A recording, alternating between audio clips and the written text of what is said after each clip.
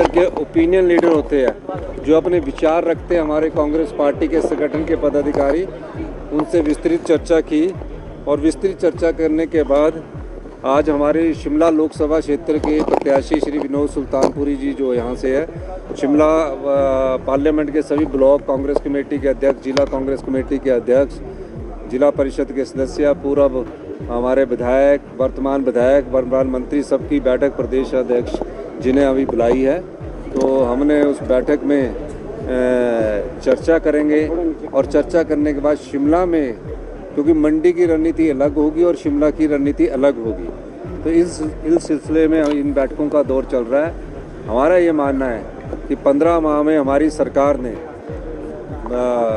आम जनता से जुड़े हुए लोगों के लिए कार्य किए, चाहे वो ओपीएस की बात है, और सबसे बड़ा कार्य जो हमने किया, जो महिलाओं के सम्मान में हमने प्यारी बहना योजना की शुरुआत 1 मई 2024 से स्पीति से की थी, फिर 25 फरवरी 2024 से लाहौल में की थी, फिर पूरे हिमाचल प्रदेश में की।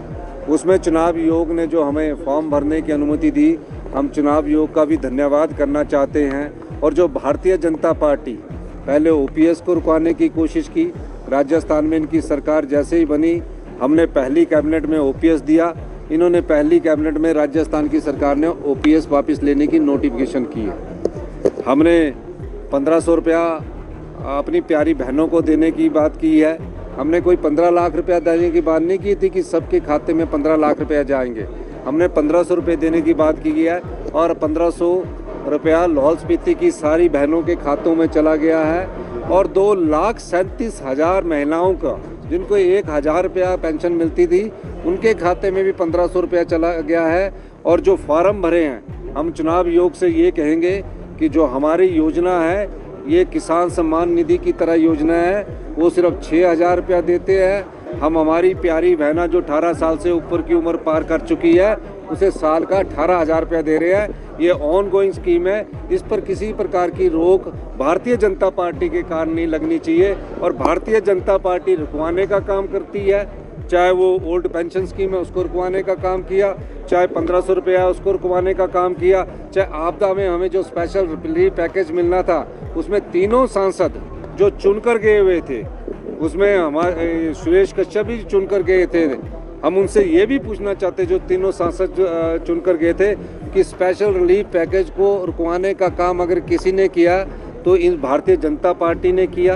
क्योंकि जयराम ठाकुर जी ने जब प्रस्ताव लाया आपदा पर चर्चा का, और हमने बोला आपदा के प्रस्ताव के समर्थन में आप लोग खड़े होइए, तो वो खड़े नहीं हुए, पूरा विधायक दल बैठा रहा। और तीनों सांसदों से ये सवाल पूछा जाना चाहिए कि क्यों आप देश के प्रधानमंत्री और गृह मंत्री से एक मेमोरेंडम लेके हिमाचल के लिए स्पेशल आपदा राहत पैकेज के लिए क्यों नहीं मिले।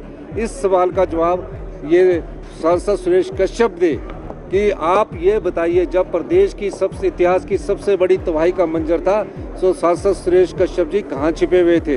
भारतीय जनता पार्टी के जो विधायक दल के नेता, वो कहाँ छुपे हुए थे? इन बातों का जवाब हम जनता की अदालत में जाएंगे, हम सच रखेंगे। और ये बार बार झूठ बोलते हैं, और झूठ से सच्चाई को टाला नहीं जा सकता। झूठ बार बार सच से टकराता है, जीत अंत में सच की होती है।